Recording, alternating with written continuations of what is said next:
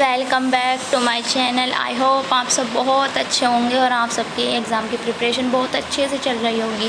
सो आज मैं आपके लिए लेकर आई हूँ बीएससी 6 सेमेस्टर जूलॉजी के, जिसका टाइटल है जूलॉजी का पेपर 2। ठीक है, इसका टाइटल है आपका ecology, ethology, environment science and wild life. ठीक है, इसके मोस्ट इम्पोर्टेंट क्वेश्चंस लेके आई हूँ। ये क्वेश्चन पेपर सीसीएस यूनिवर्सिटी का है। ठीक है, ये सीसीएस यूनिवर्सिटी का और इसमें टोटल 75 क्वेश्चंस हैं।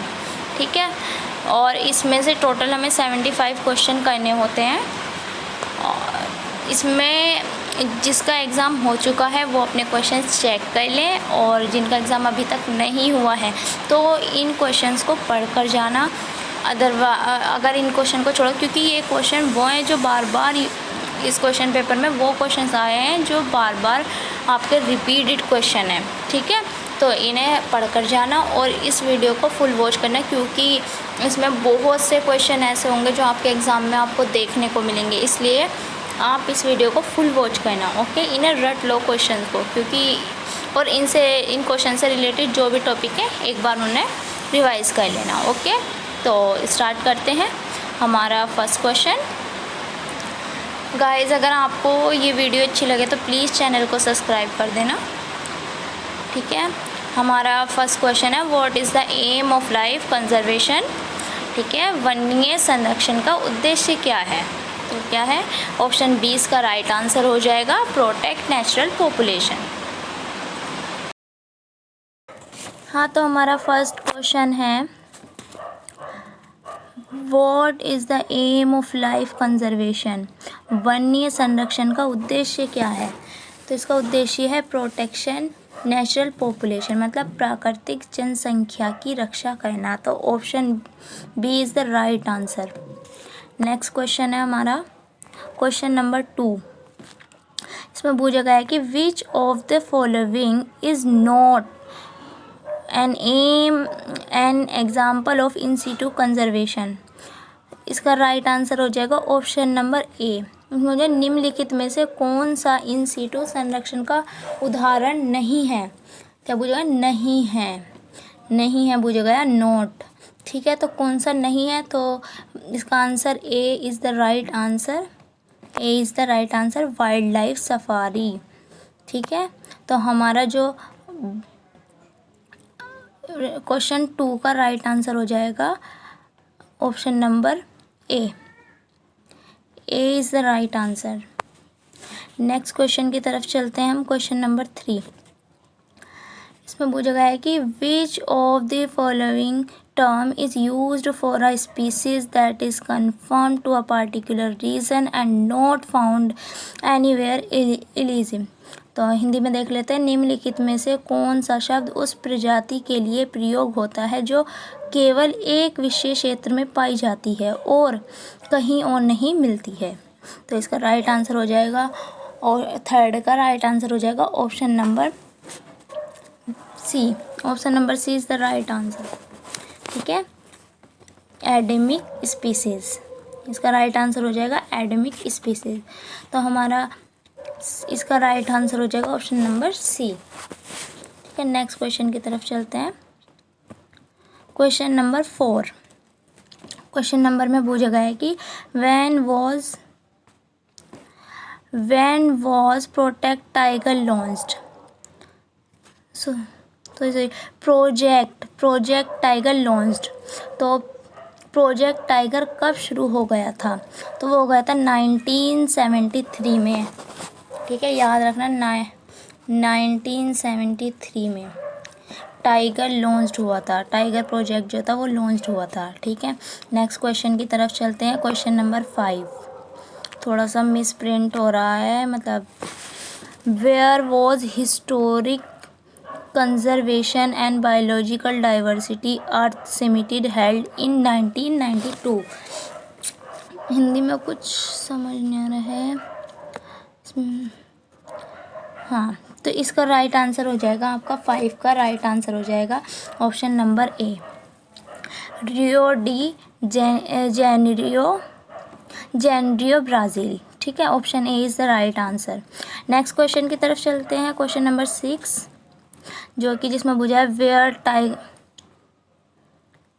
विच tiger reserve is located in Madhya Pradesh. तो कौन सा लोकेटेड है मध्य प्रदेश में?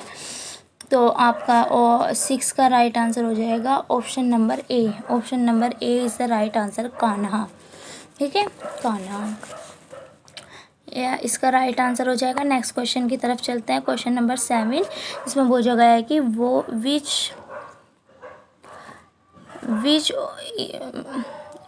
Of the following state in Dudhwa national park located. तो दुधवा नेशनल पार्क कहाँ है? तो ये आपका लोकेटेड है 7 का आपका सी is the right answer, Uttar Pradesh में लोकेटेड है। क्या निम्नलिखित में से किस राज्य में दुधवा राष्ट्रीय उद्यान स्थित है? तो वो राइट आंसर हो जाएगा आपका उत्तर प्रदेश में। ठीक है, option C is the right answer. Next question है हमारा क्वेश्चन नंबर 8। क्वेश्चन नंबर 8 है हमारा, which of the following wildlife sanctuary is located in Noida, Uttar Pradesh. तो निम्नलिखित में से कौन सा वन्यजीव अभयारण्य नोएडा, उत्तर प्रदेश में स्थित है? तो इसका राइट आंसर हो जाएगा आपका 8 का राइट आंसर हो जाएगा ऑप्शन नंबर ए, ओखला बर्ड सेंचुरी। ठीक है, कौन सी है? Okhla bird sanctuary. Next question की तरफ चलते हैं। क्वेश्चन नंबर 9 क्वेश्चन है आपका, which of the following is the state bird of Uttar Pradesh. ठीक है, निम्नलिखित में से कौन सा उत्तर प्रदेश का राज्य पक्षी है? तो आपका 9 का राइट आंसर हो जाएगा सारस। क्या? सारस के नाम। ठीक है, ये इसका क्या है? राइट आंसर है बी। 9 का B is the right answer हो जाएगा। 9 का राइट आंसर हो जाएगा आपका बी, सारस। ठीक है, नेक्स्ट क्वेश्चन की तरफ चलते हैं हम। Question number 10। क्वेश्चन नंबर 10 में पूछा है आपसे, विच of the following national park is located इन गुजरात। गुजरात में कौन सा नेशनल पार्क लोकेटेड है? तो 10 का आपका राइट आंसर हो जाएगा option number D. D is the right answer, गिर नेशनल पार्क। ठीक है, इन क्वेश्चंस को देख कर जाना, अच्छे से याद करके जाना अगर अभी तक आपका एग्ज़ाम नहीं हुआ है, क्योंकि ये क्वेश्चन बार बार रिपीट होते हैं। तो ये बहुत इंपॉर्टेंट क्वेश्चन है, इसे याद करके जाना। ओके, अच्छे से रट लो इन्हें, रट। ठीक है, नेक्स्ट क्वेश्चन की तरफ चलते हैं।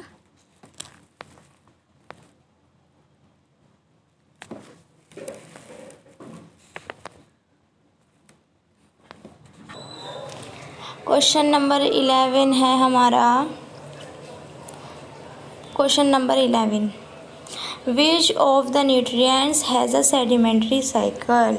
हिंदी में देख लेते हैं, निम्नलिखित में से किस पोषक तत्व में अवसादी चक्र होता है? तो इसका राइट आंसर हो जाएगा option number D, phosphorus. Next question देखते हैं। Question number 12, which of the following is an example of a artificial ecosystem. निम्नलिखित में से कौन सा कृत्रिम परितंत्र का उदाहरण है, पारितंत्र का उदाहरण है? तो वो है ऑप्शन नंबर ए, क्रॉपफील्ड, फसल का खेत।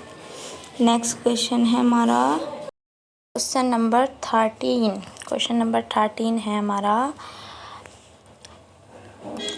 Keoladeo national park where thousand of migratory birds कम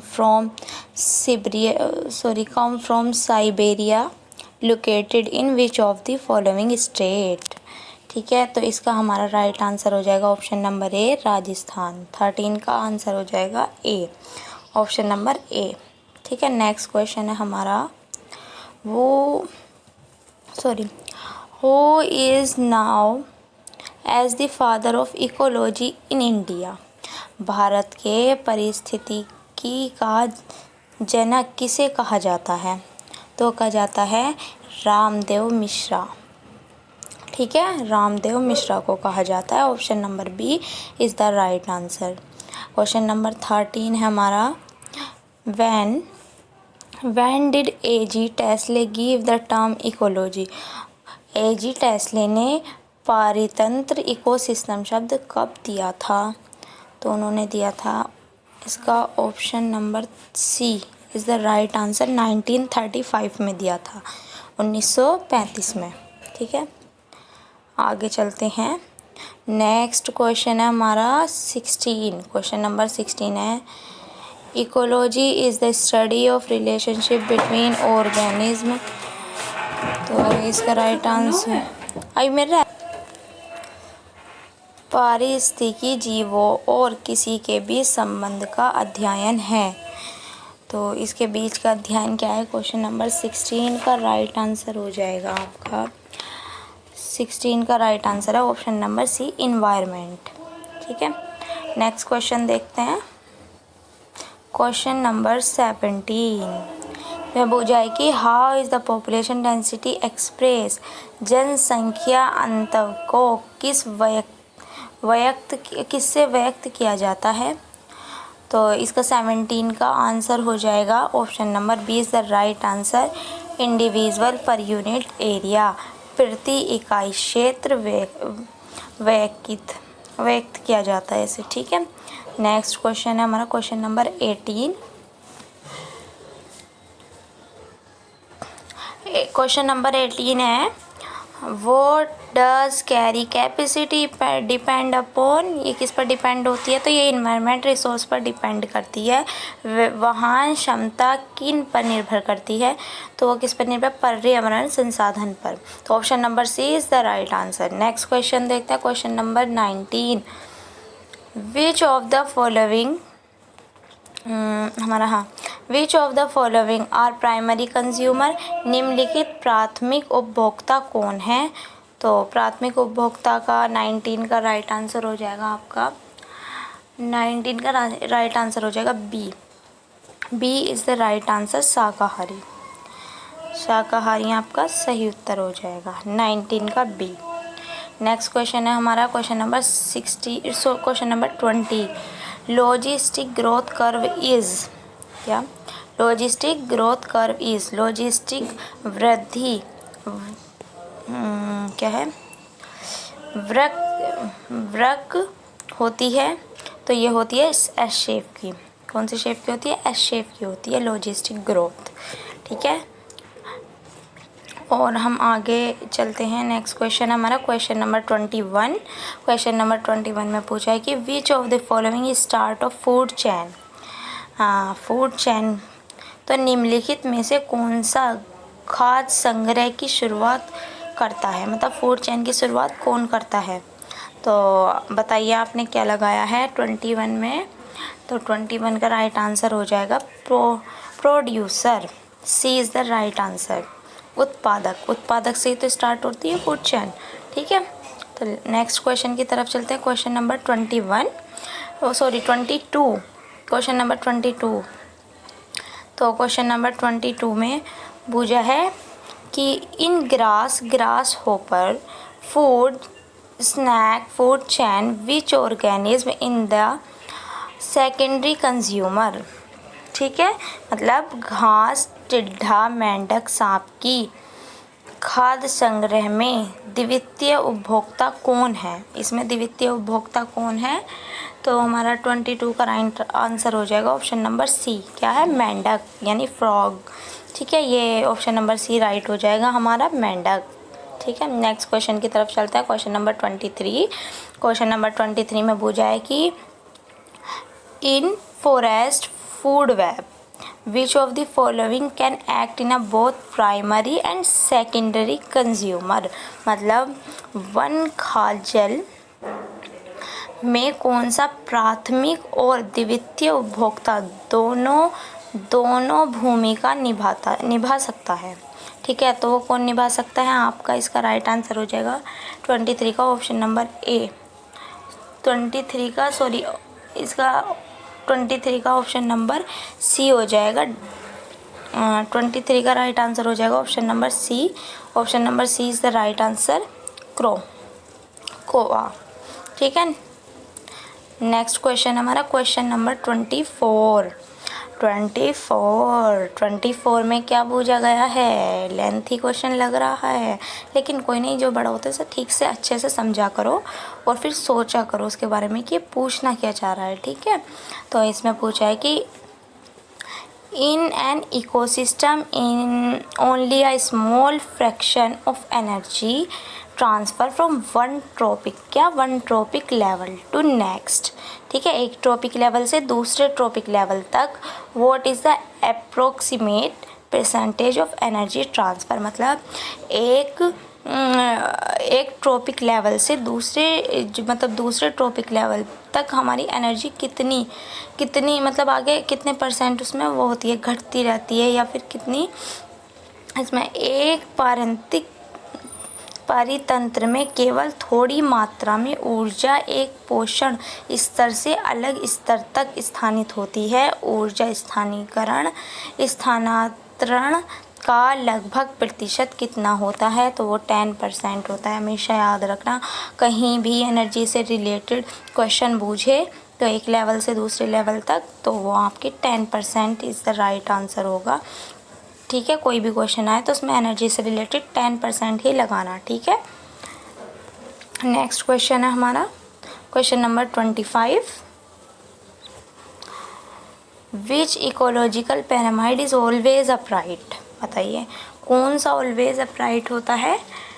तो हमारा याद रखना कि एनर्जी का जो पिरामिड होता है, ऊर्जा का पिरामिड, वो कौन सा होता है? वो ऊर्जा का पिरामिड जो होता है वो हमारा हमेशा अपराइट ही होगा, ठीक है। तो upright is the right answer, ठीक है। सबकी जो पिरामिड होता है नंबर्स का अलग होता है, बायोमास का अलग होता है, ठीक है। तो अपराइट जो होता है वो हमारा एनर्जी पिरामिड होता है, ठीक है, पिरामिड, ठीक है।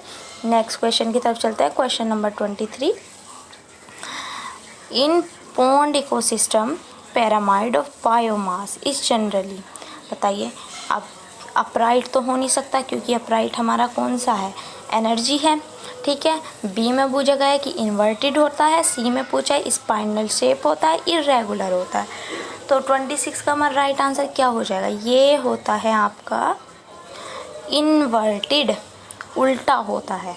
मतलब एनर्जी का तो सीधा होगा, ब्राइट होगा हमेशा, लेकिन जो बायोमास का होगा वो उसका उल्टा होगा, ठीक है, इन्वर्टेड होगा, ठीक है। तो इसमें इन्वर्टेड होगा। अपने नेक्स्ट क्वेश्चन की तरफ चलते हैं। नेक्स्ट क्वेश्चन है हमारा which process released carbon dioxide back into the atmosphere in the carbon cycle, मतलब कार्बन चक्र में कौन सी प्रक्रिया कार्बन डाइऑक्साइड को पूर्ण वायुमंडल में छोड़ती है? तो कौन सी प्रक्रिया छोड़ती है? तो हमारा इसका राइट आंसर हो जाएगा ऑप्शन नंबर बी, रेस्पिरेशन। जब हम श्वासन करते हैं तो हम वो कार्बन डाइऑक्साइड जो है वो वायुमंडल में छोड़ते हैं, ठीक है। तो इसका राइट आंसर हो जाएगा option number B. Option number B is the right answer, या B is the right answer. Next question की तरफ चलते हैं, क्वेश्चन नंबर 28 में क्या पूछा है? Which of the following human activities contribute significantly increase, क्या पूछा है? Increase carbon dioxide in the atmosphere, मतलब निम्नलिखित में से कौन सी मानव गतिविधि वायुमंडल में कार्बन डाइऑक्साइड की वृद्धि में महत्वपूर्ण योगदान करती है? कौन सी महत्वपूर्ण योगदान निभाती है? तो बताइए, पढ़ा होगा आपने। 28 का राइट आंसर हो जाएगा ऑप्शन नंबर बी। कौन सी? जीवाश्म ईंधनों का दहन, कॉम्बशन ऑफ फॉसिल फ्यूल, ठीक है। इस 28 का राइट आंसर हो जाएगा option number B. Next question की तरफ चलते हैं, question number 29। Which of the following refers to species richness community, मतलब निम्नलिखित में से कौन सा समुदाय में प्रजाति समृद्धि को दर्शाता है? तो 29 का राइट आंसर क्या हो जाएगा? 29 का राइट आंसर हो जाएगा option number B, number of different species present, उपस्थित विभिन्न प्रजातियों की संख्या क्या दर्शाती है? रिचनेस, कम्युनिटी की रिचनेस को दर्शाती है, ठीक है। तो नेक्स्ट क्वेश्चन की तरफ चलता है, क्वेश्चन नंबर 30। क्वेश्चन नंबर 30 में पूछा है कि which organism are the best colonise a bare area in succession. तो बताइए इसका राइट आंसर क्या होगा। जिसने भी ये टॉपिक पढ़ा है तो वो आराम से बता देगा कि बेयर एरिया ये जो है अनुक्रमा में निगन क्षेत्र पर सबसे पहला कौन सी जीव बसते हैं। तो कौन से जीव बसते हैं। 30 का राइट आंसर हो जाएगा आपका ऑप्शन नंबर ए, पाइनेट स्पीसीज, अग्रगाम प्रजातियाँ, अग्रगामी प्रजातियाँ। ठीक है, तो इसका option number A is the right answer. 30 का ऑप्शन नंबर ए हो जाएगा। अब नेक्स्ट क्वेश्चन की तरफ बढ़ते हैं, क्वेश्चन नंबर 31। तो क्वेश्चन नंबर 31 में क्या पूछा है, which stage succession lead to a stable community. मतलब अनुक्रमण का कौन सा चरण एक स्थिर समुदाय की ओर ले जाता है। तो कौन सा सक्सेशन ले जाता है, स्टेबल मतलब स्टेबल है। ठीक है, तो 31 का हमारा राइट आंसर हो जाएगा ऑप्शन नंबर डी, क्योंकि क्लाइमेक्स स्टेज होता है जो उसके बाद मतलब कुछ हो नहीं होता, कुछ चेंज नहीं आते, कुछ उगता नहीं है। तो option number D is the right answer.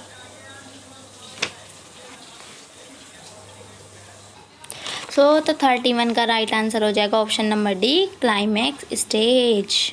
Okay, next question है हमारा 32 में क्या पूछा गया है। 32 में आपका पूछा गया है कि which of the following is a natural source of environment hazard. तो निम्नलिखित में से कौन सा पर्यावरण खतरे का प्राकृतिक स्रोत है। तो ज्वालामुखी विस्फोट जो है आपका option number D is the right answer हो जाएगा। जब ज्वालामुखी विस्फोट होता है तो जब ये सबसे बड़ा खतरा है प्राकृतिक स्रोत के लिए, ठीक है, इन्वायरमेंट हैज़ार्ड के लिए। तो option number D is the right answer. Next question की तरफ चलते हैं, क्वेश्चन नंबर 33। क्वेश्चन नंबर 33 में पूछा है कि which activity is a major source air pollution hazard. कौन सी गतिविधि वायु प्रदूषण का प्रमुख स्रोत है। कौन सा स्रोत है, प्रमुख स्रोत। तो इसका राइट आंसर हो जाएगा 33 का राइट आंसर हो जाएगा आपका option number C, burning fuel of fossil fuel, जीवाश्म ईंधन का दहन। ठीक है, option number C is the right answer 33 का। नेक्स्ट क्वेश्चन की तरफ चलते हैं, क्वेश्चन नंबर 34। ओके,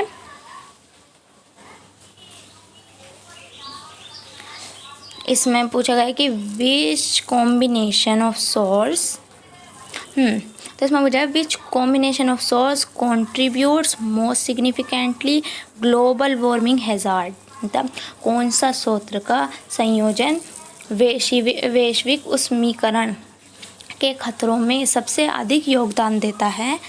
कौन सा देता है सबसे ज़्यादा अधिक योगदान। तो हमारा इसका राइट आंसर हो जाएगा option number A. Option number A is the right answer. ठीक है, राइट आंसर कौन सा है हमारा, option number A, deforestation and green house gas emission, वनों की कटाई और ग्रीन हाउस गैस उत्सर्जन जो है। ठीक है, इसका राइट आंसर हो जाएगा 35 की तरफ चलते हैं, क्वेश्चन नंबर 35। अच्छा, ये वीडियो बीच में छोड़कर मत जाना क्योंकि लास्ट तक देखना। इसमें जितने भी क्वेश्चन आए हैं ना, इस पर रिपीटेड क्वेश्चन है, ये क्वेश्चन बार बार पूछे गए हैं, तो इसलिए मैं आपसे कह रही हूँ मत छोड़ना। बाद में पछताने से अच्छा है कि थोड़ा सा टाइम देके हम ये वीडियो पूरी कंप्लीट कर लें। ठीक है, ये क्वेश्चन वो हैं जो बेसिक क्वेश्चन और बार बार पूछे जाते हैं, तो लास्ट तक ज़रूर देखना। ठीक है, और जितने भी इसमें क्वेश्चन आए हैं उससे रिलेटेड टॉपिक आप एक बार पढ़ के जाना, क्योंकि उससे रिलेटेड जो आपके क्वेश्चंस आएंगे आप उन्हें अच्छे से कर पाओगे। ठीक है, तो नेक्स्ट क्वेश्चन है हमारा क्वेश्चन नंबर 30। तो इसमें पूछा गया है कि which of the following is the primary source of anthropogenic, ठीक है, मीथेन इमिशन। ठीक है, निम्नलिखित में से कौन सी मानव नीति मानव जनित मीथेन उत्सर्जन का प्रमुख स्रोत है। तो क्या है इसका प्रमुख स्रोत?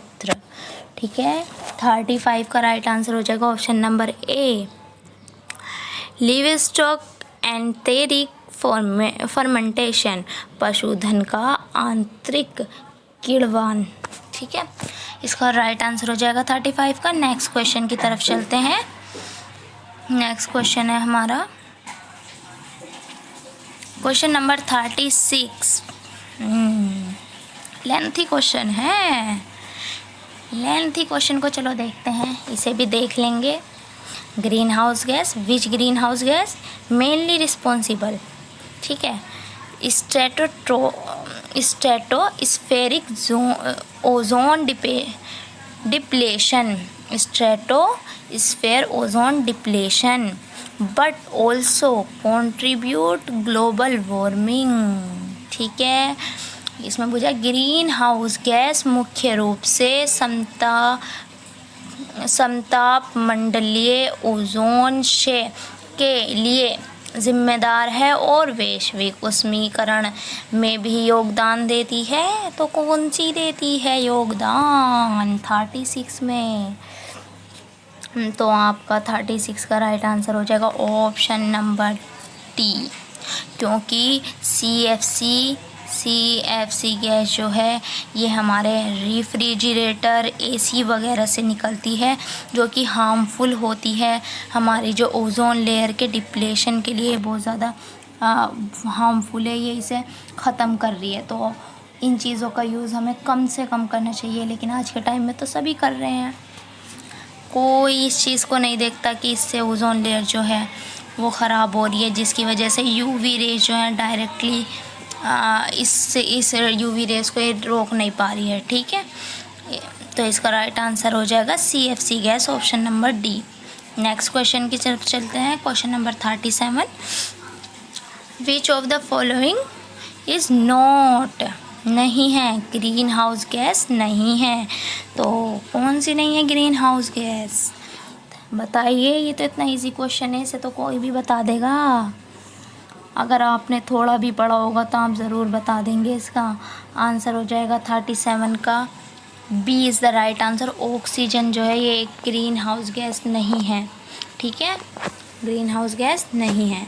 तो नेक्स्ट क्वेश्चन की तरफ चलते हैं। Question number 38, acid rain damage aquatic ecosystem primarily bye, ठीक है, मतलब अम्लीय वर्षा जलीय पारिस्थितिक तंत्र को मुख्य रूप से किस प्रकार से क्षति पहुंचाती है? तो किस प्रकार से पहुंचाती है? तो आपका इसका राइट आंसर हो जाएगा option number C, lowering pH and mobilising toxic metal, pH घटाकर और विषैली धातुओं को गतिशील बनाकर। ठीक है, इसका राइट आंसर हो जाएगा option number C. Next question की तरफ चलते हैं। Question number 37, which of the following gases contribute to acid rain? क्या? Acid rain. ठीक है, acid rain formation and to particular matter pollution, particular matter pollution. तो क्या है? Acid rain, formation and to particulate matter pollution. 39 में पूछा गया है कि निम्नलिखित में से कौन सी गैस अम्लीय वर्षा, ठीक है, यानी एसिड रेन, निवारण और कणीय प्रदूषण दोनों में योगदान देती है? तो 39 में देखिए कौन सी योगदान देती है भाई? आपकी सल्फ़र। सल्फ़र क्या है? एक एसिड है। ठीक है, तो जहाँ भी मतलब को अम्लीय वर्षा से रिलेटेड क्वेश्चन आएगा तो उसमें सल्फ़र ज़रूर होगा। ठीक है, तो is the right answer is option number D 39 का। नेक्स्ट क्वेश्चन होगा आपका विच रीज़न, ठीक है, which region of the atmosphere contains ozone layer protection life harmful UV radiation? ठीक है, मतलब वायुमंडल का कौन सा क्षेत्र ओजोन परत को समाहित करता है जो जीवन को हानिकारक यूवी किरणों से बचाता है। तो कौन बचाता है? तो अगर इससे ओजोन से रिलेटेड आए क्वेश्चन तो इसका राइट आंसर हो जाएगा हमारा ऑप्शन नंबर बी, स्ट्रेटोस्फेयर। आपने देखा इससे रिलेटेड हमने भी पीछे क्वेश्चन पढ़ा था। तो सबसे पहले अपने अगर आपको कोई क्वेश्चन ना आए तो पहले अपने जो भी आपको आता है वो सारे करें। हो सकता है आपको नेक्स्ट क्वेश्चन में उस क्वेश्चन का आंसर मिल जाए। तो देखिए हमने पहले वो देखा था, फिर ये देखा उसमें स्ट्रेटोस्फेयर के बारे में पूछा था। तो इसका राइट आंसर हो जाएगा ऑप्शन नंबर बी। इसलिए देख कर सोच समझ कर राइट लगाना। नेक्स्ट क्वेश्चन है हमारा, विच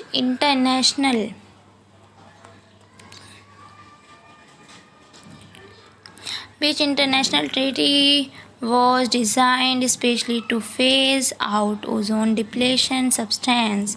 कौन सी अंतर्राष्ट्रीय संधि विशेष रूप से ओजोन क्षयकारी पदार्थों को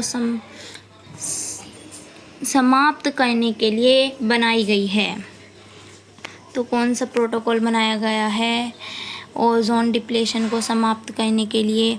ये जो है ना, ये बनाया गया है मोनोट्रियल प्रोटोकॉल। ये बना ही क्लाइमेट के लिए है, मोनोट्रियल प्रोटोकॉल। ठीक है, क्लाइमेट से रिलेटेड प्रोटोकॉल पूछा जाए या फिर ओजोन डिप्लेशन से, तो इसका राइट आंसर हो जाएगा मोनोट्रियल प्रोटोकॉल। ठीक है, नेक्स्ट क्वेश्चन की तरफ चलते हैं। Question number 42।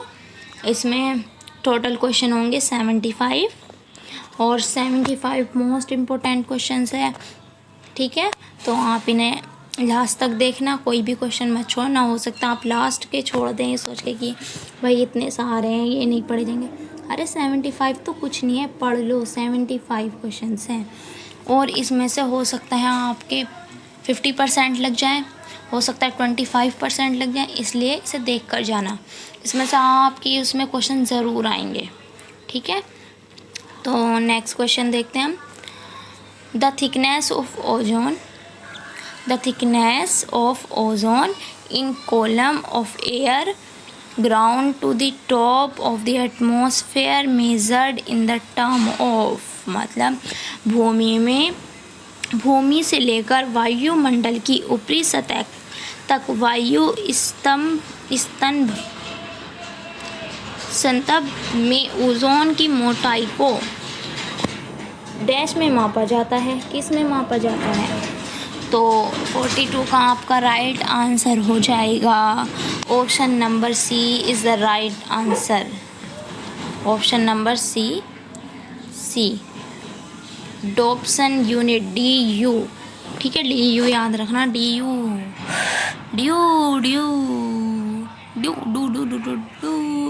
नेक्स्ट क्वेश्चन है क्वेश्चन नंबर 43, जिसमें पूछा गया है कि which of the following gas contribute the most of global warming? कौन सी निम्नलिखित में से कौन सी गैस वैश्विक उष्मीकरण में सबसे अधिक योगदान करती है? कौन सी सबसे अधिक योगदान करती है ग्लोबल वार्मिंग में? 43 का आपका राइट आंसर हो जाएगा option number C, carbon dioxide is the right answer. Next question की तरफ चलते हैं। 44 में बुझाएगी, rising global temperature increase spread of which vector borne disease? तो बताइए विश्व तापमान में वृद्धि किस वेक्टर जनित रोग के प्रसार को बढ़ाती है? तो कौन से प्रसार को बढ़ाती है? हमारा 44 में राइट आंसर हो जाएगा ऑप्शन ए। कौन सी बीमारी हो जाती है? मलेरिया को बढ़ाती है ये। ठीक है, malaria is the right answer. Next question की तरफ चलते हैं। नेक्स्ट क्वेश्चन है question number 45, flooding events associated with climate change often lead to outbreak of, मतलब जलवायु परिवर्तन से जुड़ी बाढ़ की घटनाएं अक्सर किस रोग के प्रकोप का कारण बनती हैं? तो किस रोग के प्रकोप का कारण बनती हैं? क्या बाढ़ किस का कारण बनती है? 45 का। तो राइट आंसर हो जाएगा ऑप्शन नंबर डी, अतिसार रोग, डायरिया डिसीज़ का। ठीक है, डायरिया वगैरह हो जाता है तो वो किस वजह से होता है? जैसे कभी बाढ़ वगैरह आ गई तो उसकी वजह से देखने को मिलता है ज़्यादातर के तालाब। विच of the following disease of caused by UVB radiation in human being? निम्नलिखित में से कौन सा रोग मानव में UVB विकिरण के कारण होता है? कौन सा रोग होता है? तो ये आपका राइट आंसर हो जाएगा ऑप्शन नंबर डी, स्नो। तो UVB रेडिएशन की वजह से ह्यूमंस के अंदर जो है ना वो स्नो ब्लाइंडनेस की जो बीमारी है वो देखने को मिलती है। ठीक है, नेक्स्ट क्वेश्चन देखते हैं। Question number 47। डरना मत, सब करके आ जाना, सब टोटल सारा पढ़ो अच्छे से और करके आओ। ठीक है, डरने की ज़रूरत ही नहीं है। नेक्स्ट क्वेश्चन है 47, जो होएगा बाद में देखा जाएगा। क्वेश्चन नंबर 47 देख लेते हैं। When was the Montreal protocol? देखो ये मॉन्ट्रियल प्रोटोकॉल दोबारा रिपीट हुआ है। Related to ozone layer depletion signed, तो ओजोन परत के क्षय से संबंधित मॉन्ट्रियल प्रोटोकॉल कब हस्ताक्षरित किया गया था? तो ये कब हस्ताक्षरित किया गया था, कब साइन हुआ था? तो ये इसका राइट आंसर हो जाएगा 47 में हमारा C is the right answer, 1987। Next question देखते हैं 48। Climate change increases the incidence of zoonotic disease primarily because. जलवायु परिवर्तन से जीनोटिक रोगों की घटनाएं क्यों बढ़ती हैं? तो क्यों बढ़ती हैं, किसकी वजह से बढ़ती हैं? तो 48 का हमारा राइट आंसर हो जाएगा ऑप्शन नंबर बी। किसकी वजह से बढ़ती हैं? Altered habitats of animal and vectors, पशुओं और वाहकों के आवास में परिवर्तन की वजह से ये जो है हमारी क्या देखने को मिलती है? Zoonotic disease. जू से ही पता चल रहा है। जू मतलब ये समझ लेना, दिमाग लगा लेना कि जूनोटिक मतलब जानवरों से रिलेटेड है कुछ, तो मतलब एनिमल एंड वेक्टर की वजह से ये होती है। नेक्स्ट क्वेश्चन देखते हैं हम। नेक्स्ट क्वेश्चन है हमारा क्वेश्चन नंबर 49 में पूछा है हमारा लॉजिकल सक्सेशन स्टार्ट फ्रॉम। पारिस्थितिक अनुक्रमक शुरू होता है, कब शुरू होता है? तो इसका ये कब शुरू होता है? ये शुरू होता है, देखो ये क्वेश्चन भी दोबारा रिपीट हुआ है, बेयर एयर नगन क्षेत्र से। ठीक है, बेयर एरिया से स्टार्ट होता है। बेयर एरिया जैसे कि मतलब बिल्कुल जो एरिया कोई जल गया हो, ठीक है, जलने के बाद या वहाँ पर कोई मतलब बड़ी घटना हो गई हो, उसके बाद जो मतलब वहाँ पहले तो होता था लेकिन वो एरिया जल गया, उसके बाद दोबारा से वहाँ पर जो है पेड़ पौधे या एग्रीकल्चर फार्मिंग वगैरह स्टार्ट हो रही है, तो सबसे वो एरिया बेयर एरिया होता है। ठीक है, नेक्स्ट क्वेश्चन है हमारा क्वेश्चन नंबर 50। क्वेश्चन नंबर 50 में पूछा गया है कि which gas was involve in the Bhopal gas strategy? बताइए कौन सी गैस थी वो क्वेश्चन नंबर 15 में? MIC तो सुना होगा तुमने, तो वो कौन सी गैस थी, उसकी फुल फॉर्म क्या थी? मीथेल आइसोसाइनेट। कौन सी थी? मीथेल आइसोसाइनेट, CH3NCO। इसकी जो वो होती है इसे IC भी बोलते हैं। ठीक है, MIC भी बोलते हैं। ठीक है, नेक्स्ट क्वेश्चन है हमारा question number 51। When did the Bhopal gas, ठीक है, Bhopal gas strategy take place, कब हुई थी? तो ये कहाँ कौन से मंथ में और कब हुई थी? तो ये हुई थी आपकी दिसंबर में, दिसंबर 1984 को। तो राइट आंसर हो जाएगा ए इज़ द राइट आंसर। ठीक है, कौन सा? ए is the right answer. Next question की तरफ चलते हैं। नेक्स्ट क्वेश्चन हमारा question number 52। Which ecological law statement that growth control by the secrets resources. कौन सा पारिस्थितिक नियम कहता है कि वृद्धि सबसे दुर्बल संसाधन द्वारा नियंत्रित होती है? कौन सा वो कहता है ये लॉ? हेनरी विंगबर्ग तो हो नहीं सकता, ठीक है, और आपका लॉ ऑफ सेक्सेशन भी नहीं हो सकता, लॉ ऑफ टॉलरेंस भी नहीं हो सकता, तो कौन सा होगा? Liebig law of minimum. ठीक है, Liebig law of minimum. Liebig law of minimum जो है ये इसने लिबिग ने दिया था, और इसे लॉ ऑफ लॉजिस्टिक भी बोलते हैं। मतलब इसे नहीं बोलते, इन्होंने एक और लॉ दिया था जिसे बोलते हैं लॉजिस्टिक लॉ, जिसके बारे में हमने अभी पीछे पढ़ा था। तो अब नेक्स्ट क्वेश्चन की तरफ चलते हैं। Question number 53। Mammal from colder climate generally have to short ear and limb minimised heat loss. This law in is called. इस लॉ को हम क्या कहते हैं? ठंडे जलवायु क्षेत्र में स्तनधारी प्राय छोटे कानों और अंग रखते हैं ताकि उष्मा की हानि कम हो। इस नियम को कहा जाता है, क्या कहा जाता है? तो इसे कहते हैं एलन लॉ। क्या कहते हैं? Allen law. ठीक है, ये एलन ने दिया था ये लॉ। नेक्स्ट क्वेश्चन की तरफ चलेंगे हम। क्वेश्चन नंबर 54 में पूछा गया है कि the energy available to consumer after producer use some for respiration is known as.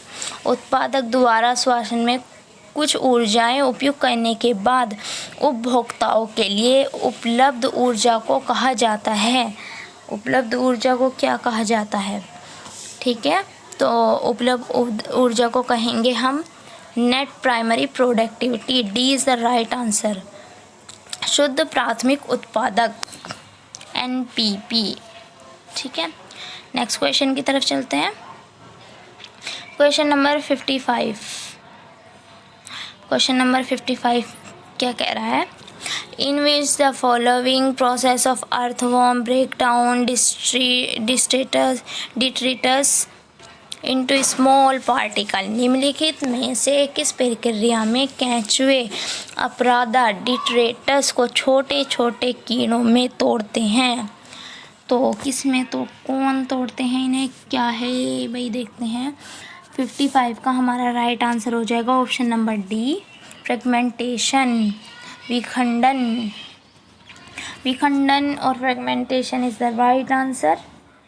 55 का D is the right answer. Okay, next question है हमारा। Which term is used when each tropical level contain mass of living material at particular time. प्रत्येक पोषक स्तर में किसी विशेष समय पर जीवित पदार्थ का निश्चित द्रव्यमान किस शब्द से व्यक्त किया जाता है? तो किस शब्द से व्यक्त किया जाता है? तो आपका राइट आंसर हो जाएगा स्टैंडिंग क्रॉप, स्थायी फसल से। ठीक है, नेक्स्ट क्वेश्चन है क्वेश्चन नंबर 57। गाइस, अगर आपको ये वीडियो अच्छी लगे तो प्लीज़ सब्सक्राइब कर दिया करो, और अगर आप लोग चाहते कि इससे रिलेटेड मैं और भी क्वेश्चंस की वीडियो बनाऊँ तो प्लीज़ कमेंट कर दिया करो। कमेंट्स करो, लाइक करो, शेयर करो अगर आपको वीडियो अच्छी लगती है तो। क्वेश्चन नंबर 57 है। Which of the following is the pioneer in hydrosere. Pioneer hydrosere. तो इसमें निम्नलिखित में से हाइड्रोसियर में अग्रदूत कौन होता है? तो इसका राइट आंसर हो जाएगा ऑप्शन नंबर डी, प्लैंकटन।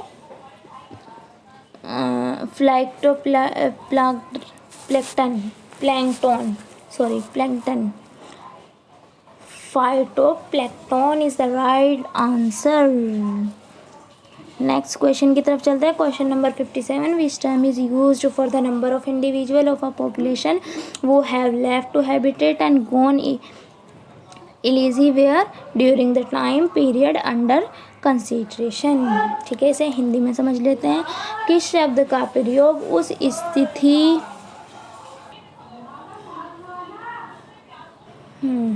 तो किस शब्द का प्रयोग उस स्थिति के लिए किया जाता है जब जनसंख्या के कुछ सदस्य अपने आवास को छोड़कर किसी अन्य स्थान पर चले जाते हैं और यह एक निश्चित समय अवधि के दौरान होता है। तो इसका राइट आंसर हो जाएगा option number B is the right answer, migration, प्रस्थान। ठीक है, नेक्स्ट क्वेश्चन देखते हैं हम। नेक्स्ट क्वेश्चन है question number 59, which of the following is the correct representation of mutualism. तो इसका राइट आंसर हो जाएगा ऑप्शन नंबर सी, प्लस। ठीक है, नेक्स्ट क्वेश्चन की तरफ चलते हैं। Question number 60, which is the rhythm in linked annual migration is bird. Annual migration is bird. तो इसका राइट आंसर हो जाएगा हमारा 60 का option number C is the right answer.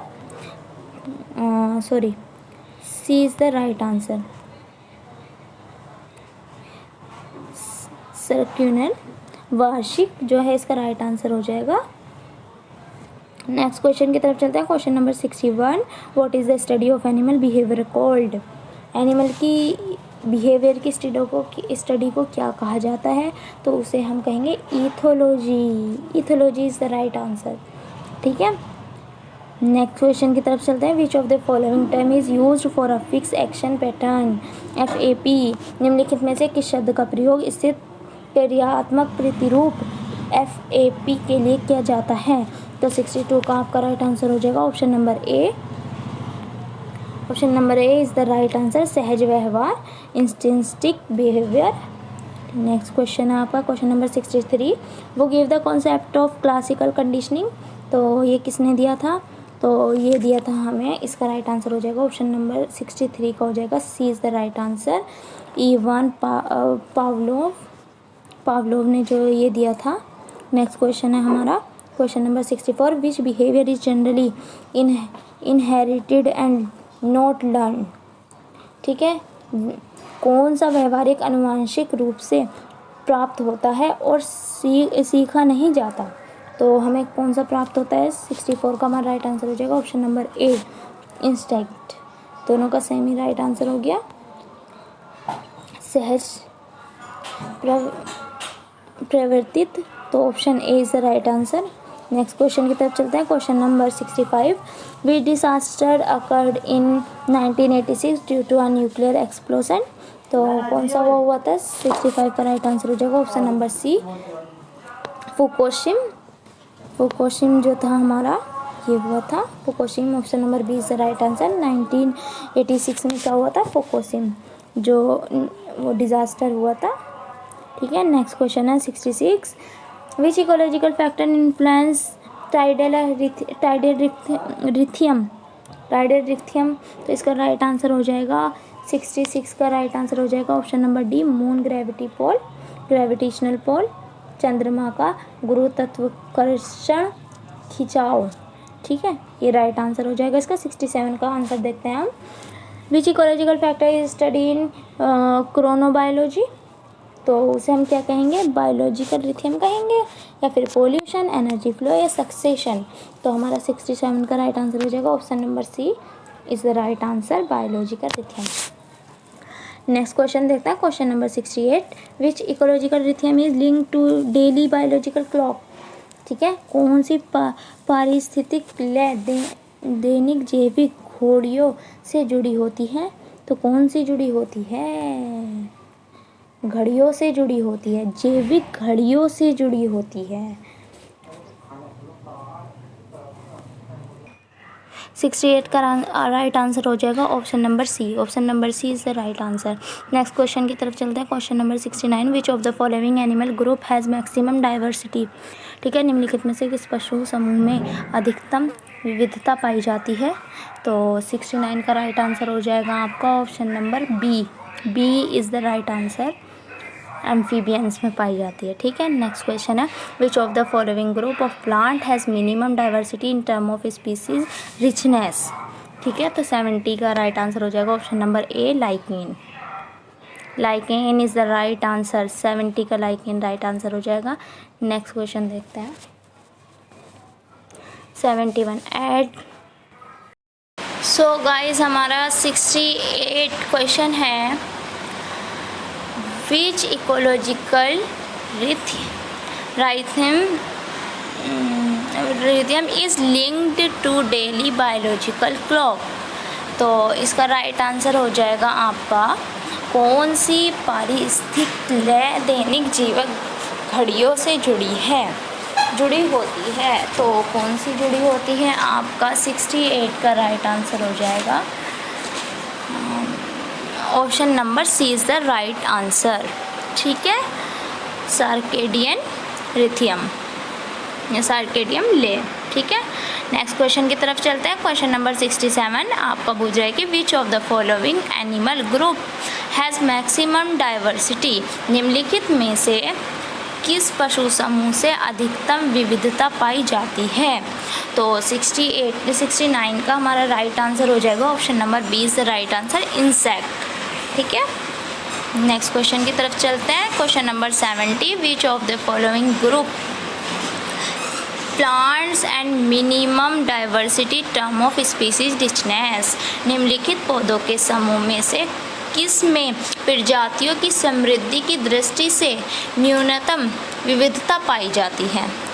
तो 70 का हमारा राइट आंसर हो जाएगा, option number A, lichen. Lichen is the right answer.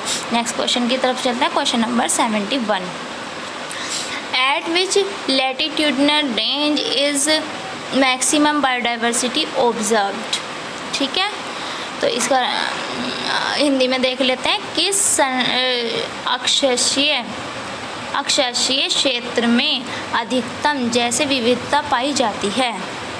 तो कौन से में पाई जाती है। 71 का हमारा राइट आंसर हो जाएगा, option number C is the right answer, tropical region between 2.5 degree and to 3.5 S latitude.